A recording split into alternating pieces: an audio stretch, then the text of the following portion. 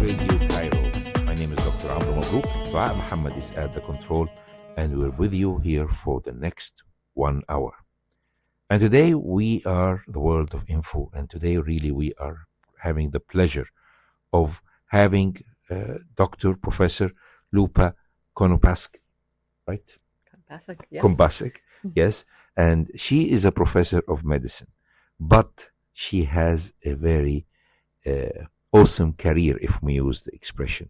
And I think this comes from the fact that she has lived her life well in different places, had the chance to go between different countries, different civilizations, and at the same time, a perfect education. Well, as we go through the history, we'll talk today mainly about the medical education and the FAIMER. But before we reach the FAIMER and discuss what is FAIMER, that is the topic of our episode today, let's go first back in history. We're not going to say the years because you are pretty young at heart. So let's talk first. Before we went on air, you told me that you were born in Russia, in a very special city. And this city is Leningrad, or what is now, or has been always called St. Petersburg. And after the fall of the Soviet Union, it has regained its original name, which is St. Petersburg, the real capital of Russia, of Mother Russia, and it was by Peter the Great, and of course Catherine the Great also were there. So it's a very rich heritage. But you only lived there for 6 months because your father was a Czech and your mother was from Russia, from the Leningrad or from St. Petersburg. And we have to start the story there because it's a very long way between St. Petersburg and New York, right? It is. But I feel very lucky. I feel very blessed. So I was born in Russia because my mother is Russian. My father, he's passed away now, was Czech. He was studying in Russia, met my mother. But then was thrown out of the Communist Party, and we lost our housing in Czechoslovakia. So my mother went back to Russia and gave birth to me there. When I was about 6 months old, my father had been rehabilitated back to the Communist Party, and we began to slowly, he began to have a career again, and we were able to move back to Brno, and lived there until 1968. There was a crash, again crash there. I mean, people are familiar with the history. 1956 and 1968 are very important years behind the Iron Curtain. Yeah. 1956 was the crash of the Hungarian Revolution. 1968 was the crash of the Prague Spring, if I'm right. The Prague Spring was crushed. The Soviet tanks rolled in, and a lot of people lost their works, and some of them lost their lives. Yeah. So your father decided to defect. We decided to defect. They were actually quite active in the Prague Spring. My mother was one of the people who was actually trying to speak to the Russian soldiers to get them to leave.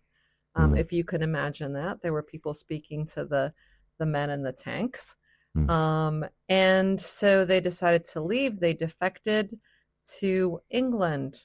And my family actually is very lucky. Although we were refugees, my father got a job at UMIST in Manchester and started a postdoc in textile engineering. So your father, this is, I think, which is very important to tell our listeners, was already an expert in his field of textile engineering, and he was welcome as a foreign refugee to get enrolled on the spot. So he didn't feel the need to live in refugee camps or the need to be in need. Like I will tell you though, we had absolutely nothing, and we were taken in by an English lawyer. So we lived in his house. My mother and grandmother cooked and cleaned for him.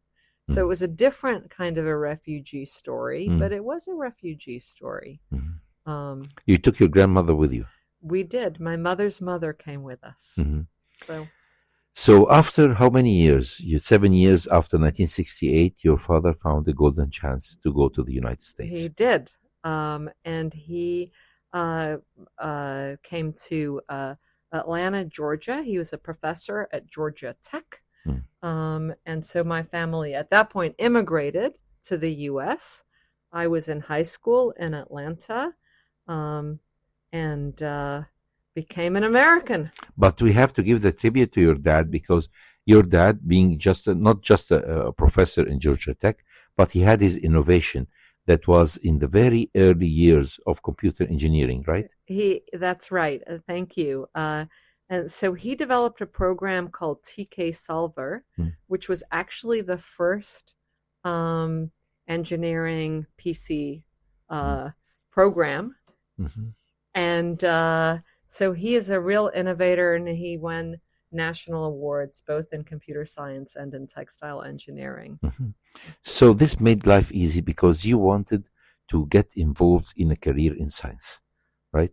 Well, I will tell you that there was an expectation that I would have a career in science.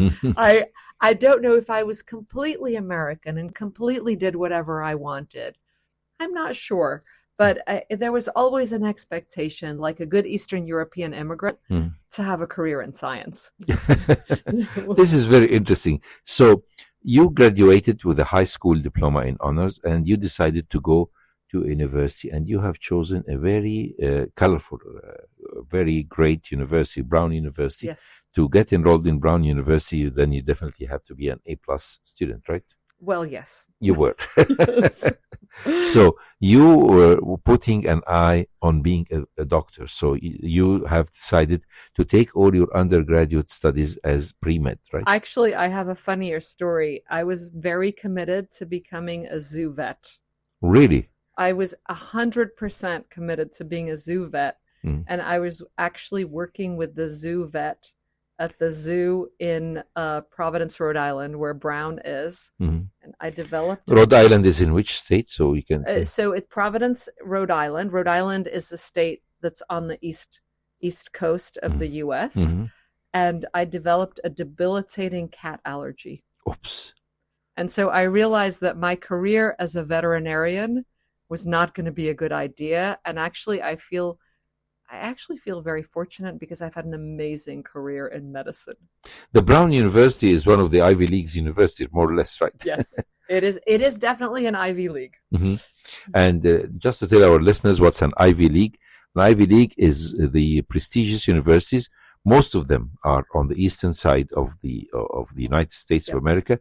They are prestigious old universities, and ivy is a type of trees that takes a very long time to grow and to climb on the walls of the old buildings. So the schools that have these ivy trees mostly have been there for quite a long time and have their own tradition, and of course have very expensive fees, and at the same time they definitely don't give scholarships that easy.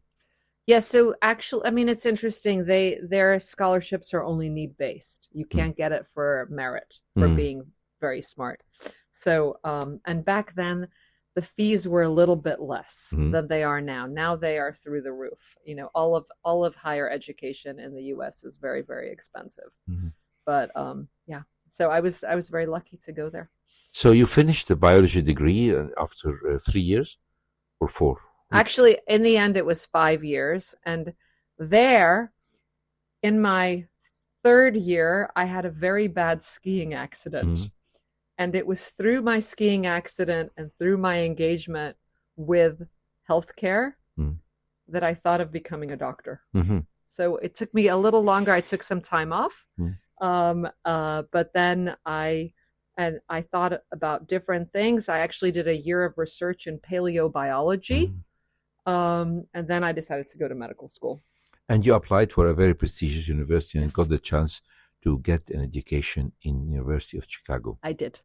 The University of Chicago, by the way, is the alma mater of Obama as well, right?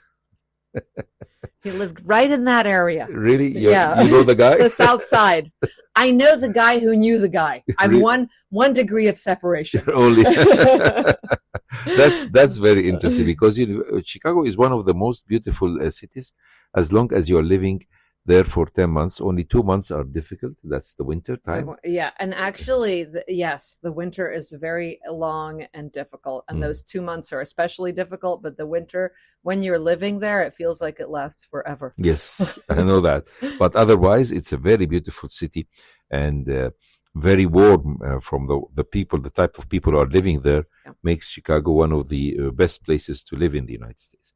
So we are going hand in hand with shall I use Lyuba? Yeah, Lyuba, please. with Lyuba, as she goes to medical school, graduate from there, and she decides to go for a residency in pediatrics, right? Yes. So why pediatrics in particular? Well, so I think for me, what was exciting about pediatrics was I loved the clinical reasoning, the trying to understand what was going on with the child. I loved being able to apply my observational skills, right? Because the child isn't necessarily going to be able to tell you what's going on with them. I also really like the fact that for me, culturally, when you're taking care of a child, you also are taking care of the whole family. And for me, because of where I come from, that the family was very, very important. And that was already a part of pediatrics. And we really thought about all of the social determinants of the child's life as we took care of them. So that made a lot of sense to me. I love the fact that what was going on with the child, you had to figure it out based on the age, the child's development, the size of the child. There were all of these things that would come to play in understanding what was going on and making the diagnosis, and even thinking about the best way to manage the child's issues.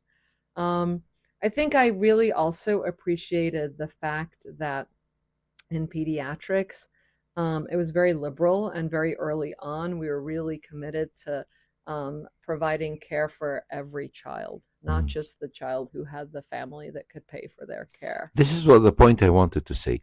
One of the most difficult things, and what is written even, I mean, there are very well eminent names that, for example, like Sir Magdi Yaoub, who as a cardiac surgeon was given a chance to work in the UK and became a very eminent cardiac surgeon.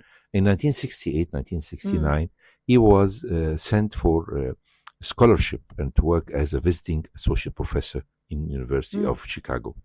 And he went there, and then he made him an offer that usually nobody can refuse, which is to become a professor of cardiac surgery in Chicago University, this prestigious university, and have a life in the United States, because he was very eminent. And one of the reasons, as he has written in his biography, was the fact that I will not be able to present this service for free as I am doing it in the UK. And this was very harsh thing to think that people I need might not have this. And so this is one of the reasons why the US has lost Magdi Yaoub to the UK again. And a lot of physicians up till now, even young generations, one of my young students has told me, I don't want to go to the US because if a trauma comes in and this person is not able to afford or his insurance is not covering, then we might not be able to help.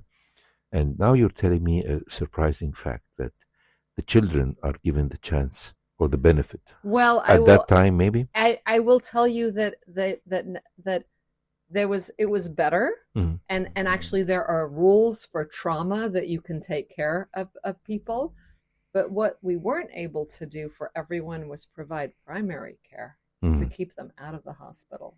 But the pediatricians already felt that this was very, very important. And so that ethic was something that was very aligned with my own feelings, and very much what I wanted to do in medicine. I can tell you that after Obama, we have a much better situation with coverage for children, really for everyone in the US. But this issue of not having a nationalized health plan like in the UK was absolutely a problem. Yes. So many people who are uninsured, and still people even, it's very difficult. It's very, very, very expensive, and I think it's really, really important to think about how to provide healthcare Yes, for definitely. everyone. So you were in Chicago, but you found a chance to be a resident in Mass General, right? I did. I matched to Mass General. This this is very prestigious. It is.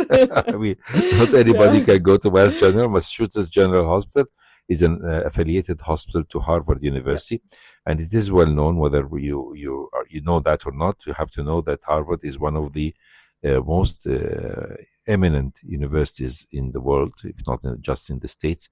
And Mass General is one of the best hospitals in time. This was a very big challenge for a lady who has come to the United States with a different culture and from a different country, and having a chance to be a resident in Mass General, right? It was great. How was it? It was fabulous. We worked very, very hard. Mass General residents prided themselves on having longer duty hours than anyone else in the U.S. So, right now, the maximum that a resident can work is 80 hours a week. We worked much more than that. We really were house officers. We spent a lot of time in the hospital, and we learned a tremendous amount. Definitely. So after Mass General and after finishing the residency program, where did you go? So I stayed on as a Harvard at Harvard in one of our community health centers. So when I came to Mass General, I thought that for sure that I would become a pediatric gastroenterologist. And I actually had some amazing role models in the community health centers. And I realized that really my passion was providing health care for underserved patients. And I was especially interested in providing health care for refugee patients. So my first job was at an academic community health center where we trained residents, and half of my patients were actually refugees from Cambodia. So sometimes I felt like I was in Cambodia. And it was amazing. I worked shoulder to shoulder with an interpreter, providing care to this really amazing patient population. So how long did you stay over there in Harvard? So about 2.5 years. And then my husband, who at this point, well, he was not yet my husband. He was almost my husband. We were engaged, and he got a postdoc at Columbia. And so we decided to move to New York City. Actually, we were married at that point. What am I saying? Things are getting a little blurred. Anyway, so my husband got a postdoc at Columbia and dislocated me to New York City. And he promised that we would only stay for 2 or 3 years. You've been now there for 30 years? About. Even more. This was 96. So, and I will tell you that I got a job at Cornell. Cornell Medical School is in New York City.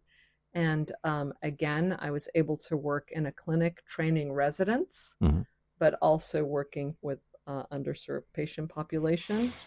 Now, serving a very diverse patient population, because we served an area where many immigrants came to New York City. So this was, at that time, you were an associate professor, or you're a professor at that time?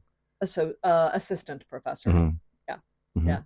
So you work there, and because we are, as we go through this marvelous CV, we are going to reach the point. So some people would say, why are we giving time to talk about a CV of a professor in the United States? Well, it's interesting, yes, but definitely this talk is leading us to a very important point, which is about medical education.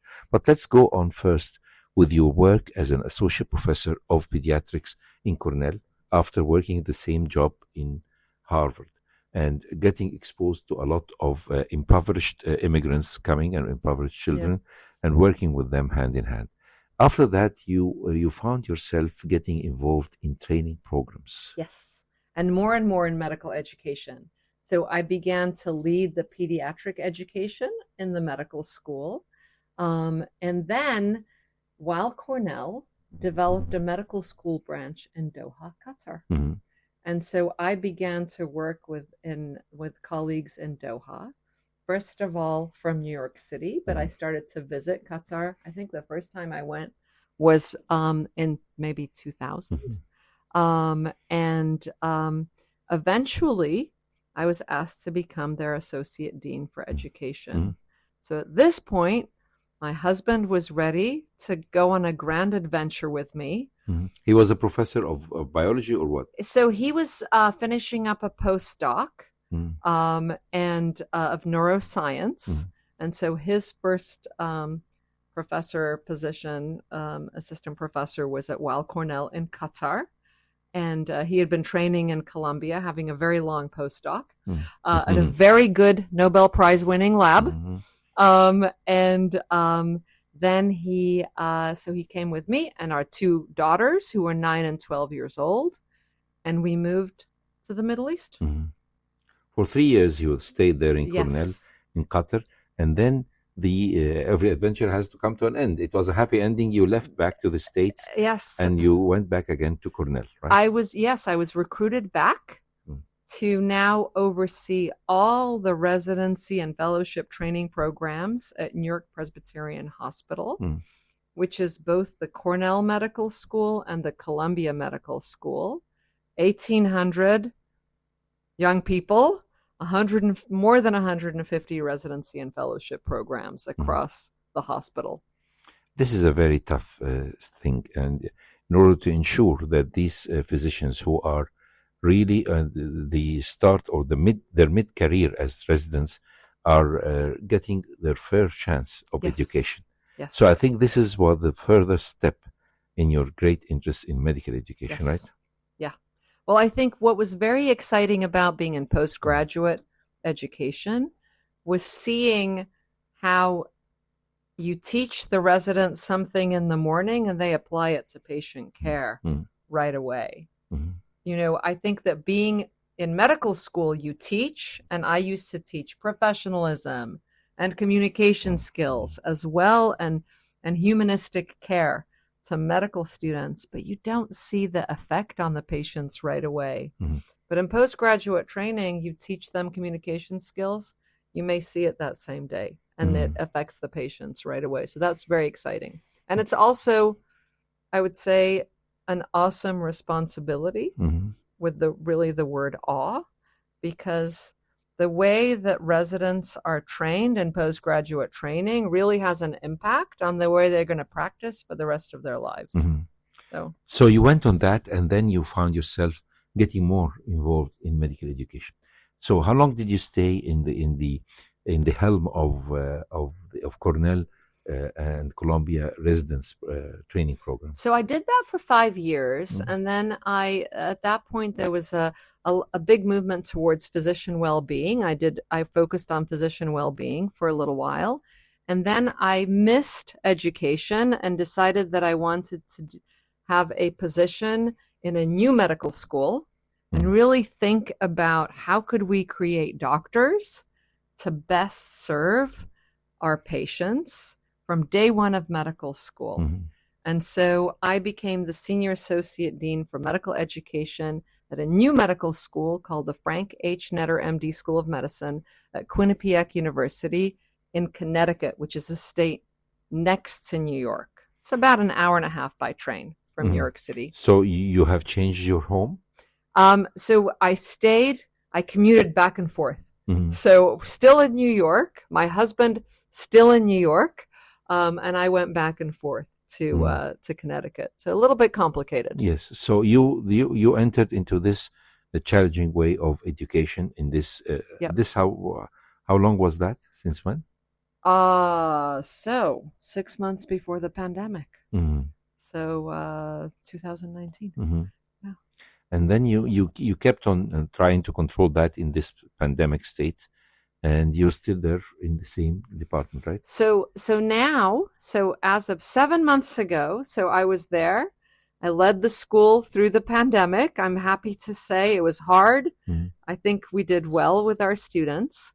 I actually also did a lot of work nationally with the other senior associate deans of the medical schools, which is kind of interesting because in the US, we coordinated all of the movement of the medical students. At one point, we actually withdrew them from the hospitals for 12 weeks, and then we put them back in. So there was a lot of work that we did coordinating across all over 150 schools in the US. So I did that, and everything was good. And one day I got an email about the Foundation for Advancement of International Medical Education and Research, FAIMER, that they were looking for a new executive director. And I had worked with FAIMER under the leadership of John Norsini and Weill Cornell in Qatar. So I already knew about all of the good work they do in promoting health education, the improvement of education in the health professions through faculty development.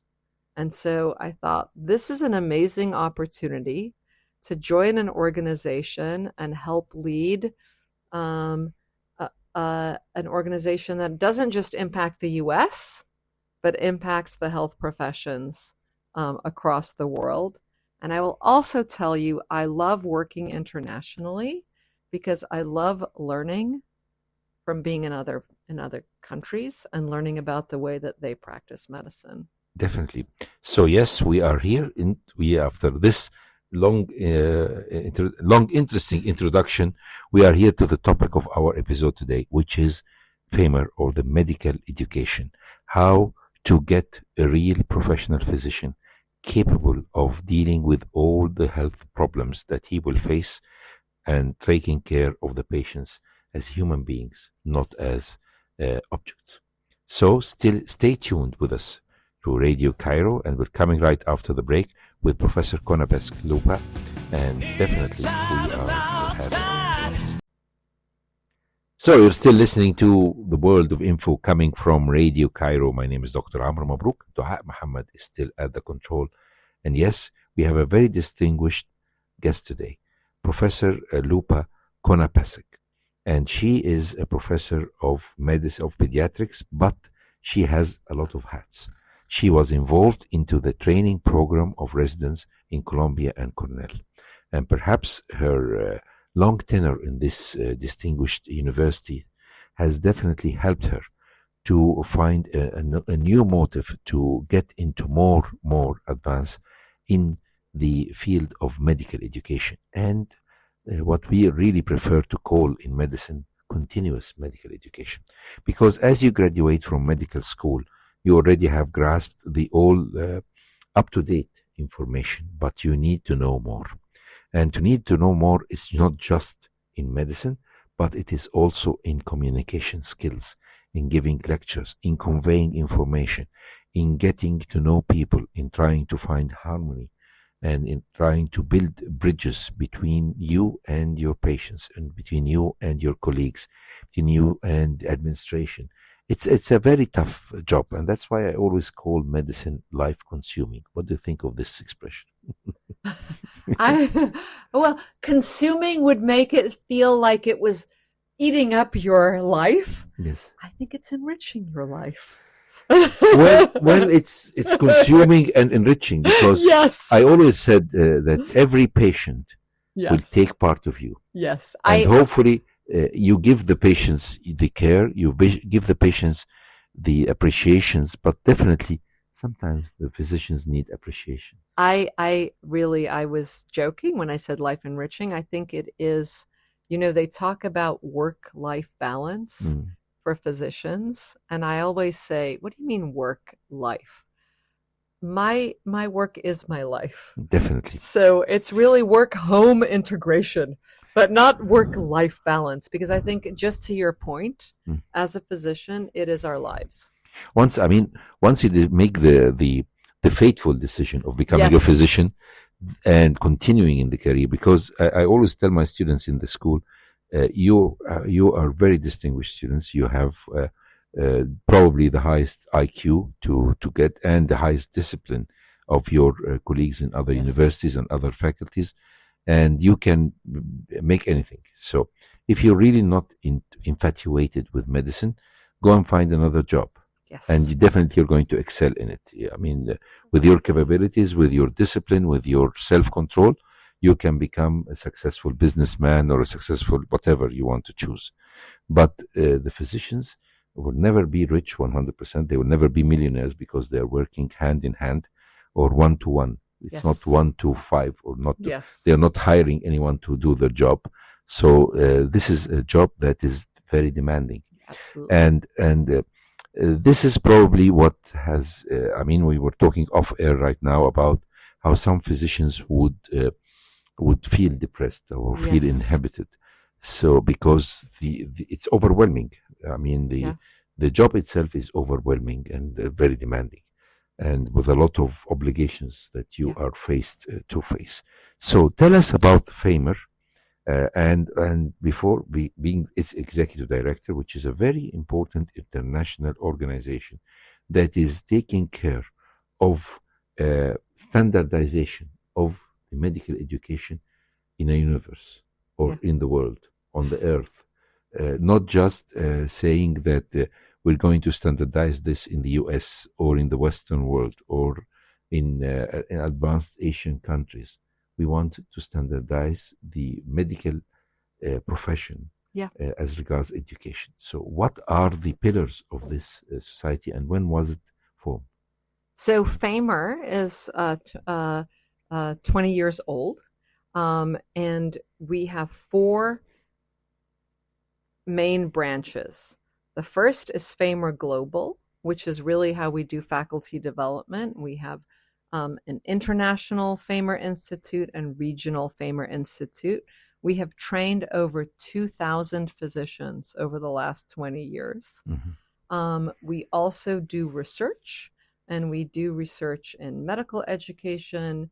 We do research in workforce and global workforce issues. We also partner with an organization called the World Federation for Medical Education in keeping a directory of all of the medical schools in the world so that people can see where those are. And then we also work with international medical graduates, so graduates from around the world who come to work in the US to make sure that they are successful in their transition to work in the US. So those are our 4 pillars, but maybe today would be a good day to focus on FAIMER Global. Yes. Which is why I am here today. Yes, this is the point. I mean, there is a FAIMER branch in Faculty of Medicine at Shams University, which I have the honor to be a professor in. And I think this is a very active work, and it's under the the supervision of my sister. She's Professor Randa Mabrouk, and she is also very much interested in the FAIMER or in the education itself. So tell us, what are you doing here in Cairo? So so first of all, I have wanted to go to Cairo for many, many years, ever since I read Naguib Mahfouz's Cairo trilogy. Exactly. So it's been in my heart for a long time. But here I'm actually seeing the instruction phase of the regional FAIMER Institute that Dr. Mabrouk is the co-director of here at Ain Shams. And so I've done a little bit of teaching. I've been speaking with the faculty. I've been speaking with the fellows. And I'll also be speaking at their graduation tomorrow. So tell me about the course. I mean, it's a course or a crash course that is given to educators, to medical educators. So this is actually, I would say it's a very long crash course because it's a 2-year fellowship. So it's a training of the trainers in the beginning. It is. So you are people who are interested into medical education, or they are professors already, or staff members in different schools of medicine, would like to enroll in this subject in particular for 2 years. They are examining the way of proper medical education, if we use the expression. Right? Yes. So, I think that as physicians, we become very good in our area of expertise, right? So as a cardiologist, you know everything about cardiology. That doesn't mean that we know how to teach others. And so one of the things that FAIMER is doing is helping professors develop their instructional capabilities. Exactly. Because otherwise you might teach exactly the way that you were taught. If it was good or bad, you wouldn't necessarily think about it, but teach the way that you were taught. And I think that there are opportunities to really think how to improve your teaching skills, and also how to improve assessment skills of the learners. So the FAIMER course actually focuses on instructional methods, so medical education. It also helps teach faculty leadership and management, so to become educational leaders and to influence how medical education works in their countries. So it can influence policies, for instance. And then the third main part of the FAIMER Fellowship is actually a project that all of the FAIMER Fellows engage in. So they learn how to create a project that is very relevant to where they are teaching. So we want to make sure that we do something called glocalization. So it's global, but it's also local. We want to make sure that our FAIMER Fellows are contributing to their community, to their region. And I think one of the things that I really appreciate about FAIMER is that it is building medical education infrastructure around the world. And it's really a bi-directional flow and exchange of information. We help with best evidence on instructional methods, but we also realize that all of these techniques have to be applied in the local context. Yes, to make sure that every community has its own uniqueness. Yeah. And so I think our goal is that continuous quality improvement, both personally and also institutionally, to think about what are you doing and what might you be doing better. And that's what we want to be able to help people do to support that growth. Definitely. So it's not just globalization, but globalization. I love this way of expression because not all the medical school have the same capabilities. Not all of them are having the same patients.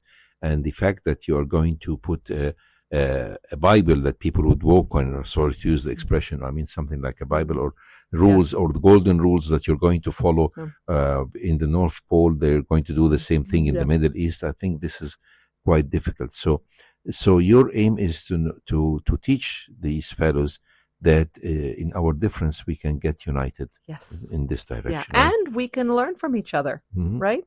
It's not just the US teaching. It's a bi-directional flow.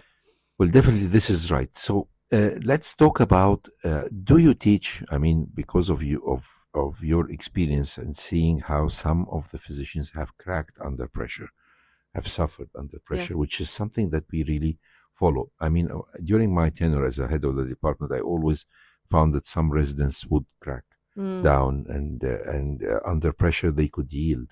And that's why I always took care of this point and said, then I might need one of my fellows from the psychiatry department to help to do some counseling of them.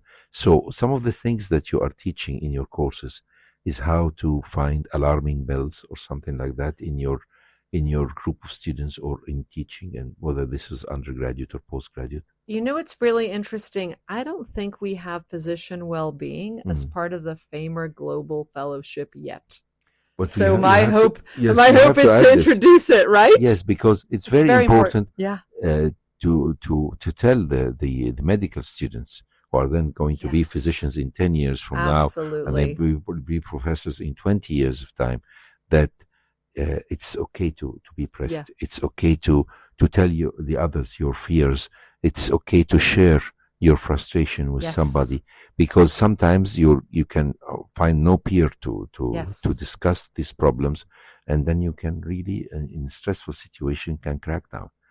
Don't you think you have to include this in your work? I agree, and I also really appreciate you speaking about this, because often physicians don't speak about the care that they need to provide for themselves. We often think about providing care for the other, but we are professionalized not to think about ourselves. And I really appreciate that you, as a head of a department, is speaking about this, because this is really modeling what we need to do, because without taking care of ourselves, we can't provide good care for others. Definitely. Extensive pressure can only lead to explosion. Yeah. And this is, I think, we should teach in FAIMER. We could really build on that. Absolutely. To teach our students, or to train the trainers, to expect to find frustration, to expect to find inhibitions, and to expect that you should conquer your fears. Yeah. And I think I also appreciate what you're saying about the fact that you need to start teaching about this at the beginning of medical school. Yes. Because those habits of practice that you form, you're going to take with you into your career. You cannot just say to your how chauvinistic it is, this sentence that I'm going to say, man up. This is nothing called man up in medicine, because people are not accustomed, especially when they come from high school, to see blood, or to see death, or to see sickness, or to see illness. Yeah. So this part has to be in preparation of your students, right? Absolutely. And I think that when we think about physician well-being, there are things individually that you can learn to be, increasingly resilient, and also as an organization, we need to make sure that our professional culture is also resilience, that we build processes into the way that we work that actually help physicians do their best work. So it's both individual strategies for promoting physician well-being, but also organizational strategies. So one of the things that you do in lecturing, of course, and we're teaching the teachers how to teach, is to have learning objectives. Yes. That are mentioned in the beginning of the lecture, and then emphasizing them in the end. Of course, we had these courses. I mean, in our faculty and in our universities, international, in the Egyptian universities as a whole, all the professors are given to get a promotion to become a professor or associate professor. You have to pass into training, how to give a presentation, how to prepare a syllabus, how to do that and not to do that, and things like that. But I think one of the most important things is the learning objectives, or the learning targets, or the take-home message. Yes. If you don't know what your learning objectives are, it's unlikely that you will meet them, right? It's like wanting to go somewhere but not knowing where you're going exactly. So I think that's really important. I think it's also really important that we assess whether the students have achieved those learning objectives. And one of the things that I think is really important is that we don't just assess medical knowledge, but we also assess things like communication skills, like professional behaviors. And that is really important to do in the actual clinical setting.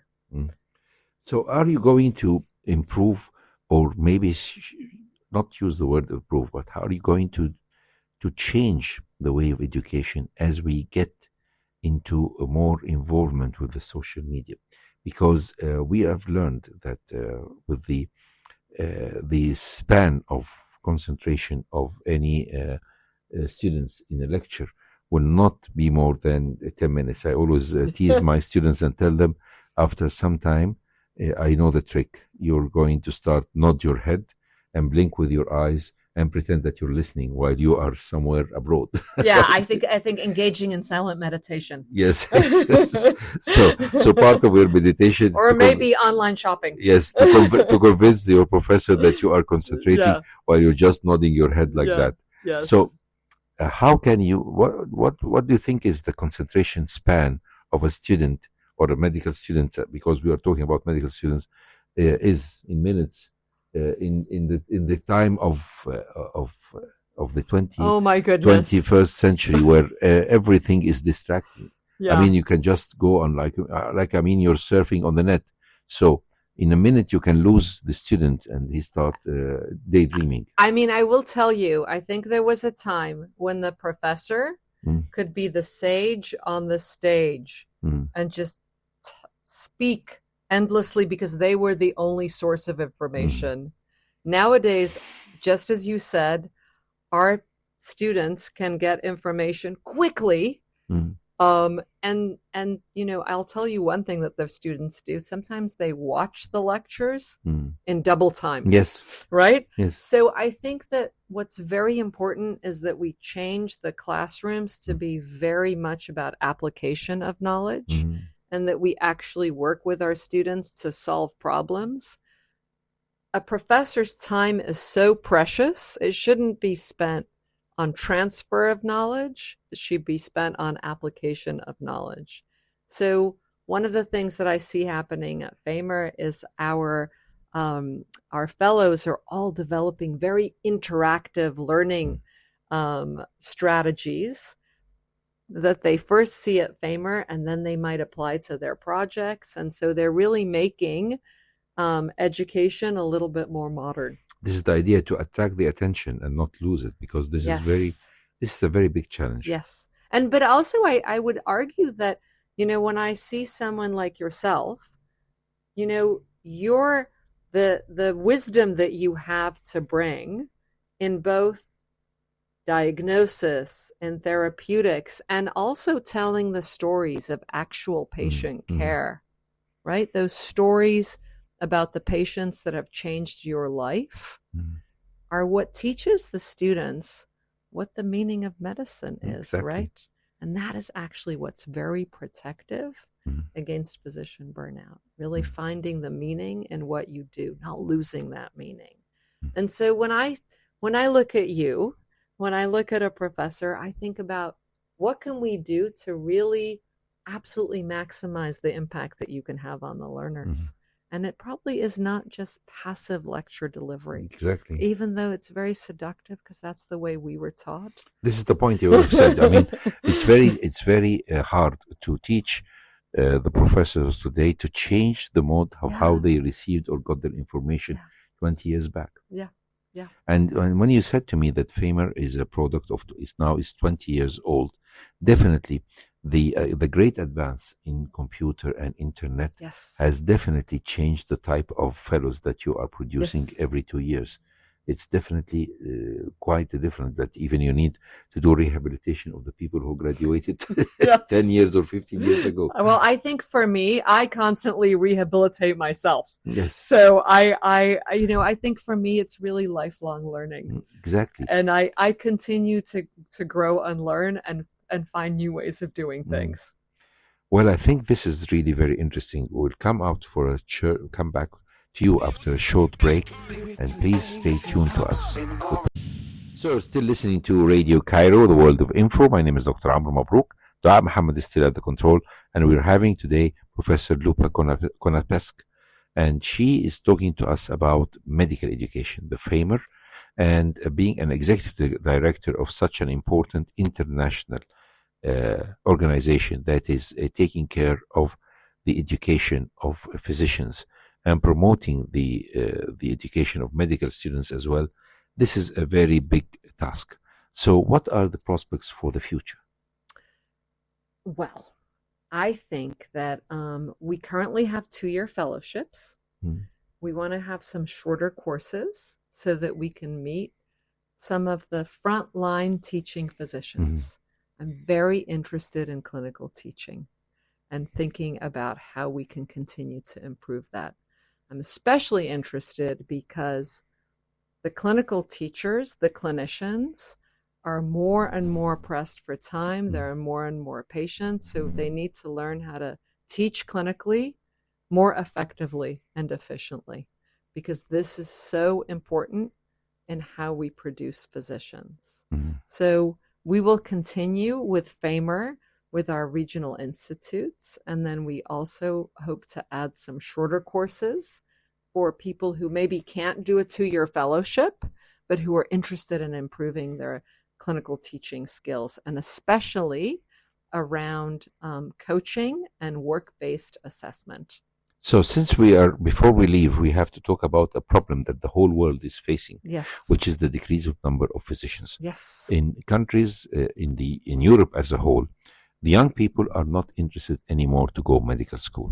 And they really would love to search for other professions that are more or less rewarding. So will there be any role for FAIMER on the international arena or in the international social stations or whatever platforms, will there be a chance to promote things going back for asking the young people to go to medical school, and especially that then these countries are starting to import physicians from third world countries and deriving the third world countries and the developing nations from their own physicians. So we are going into a very big vicious circle. Can you think of a solution to this problem?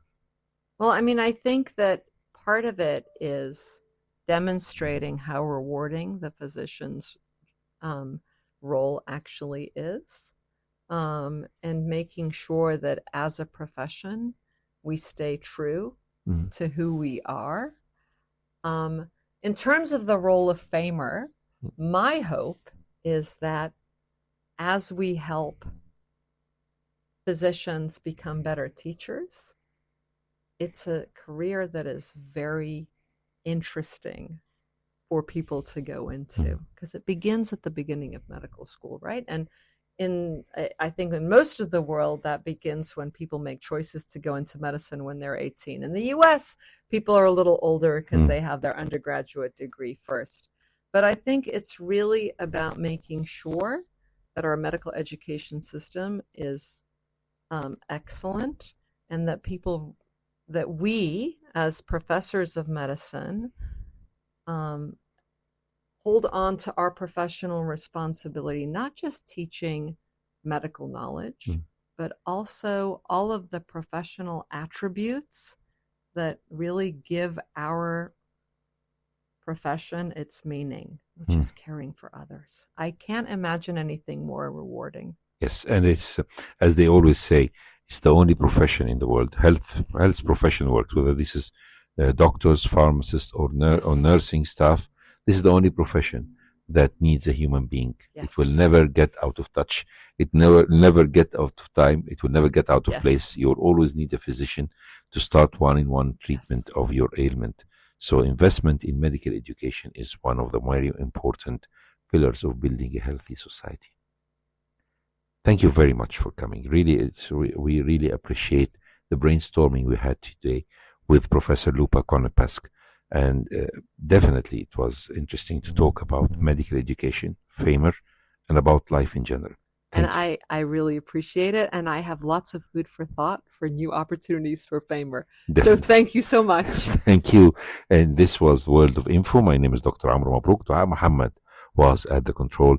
Please stay tuned to Radio Cairo, and we'll come to you in the same time, same station next week.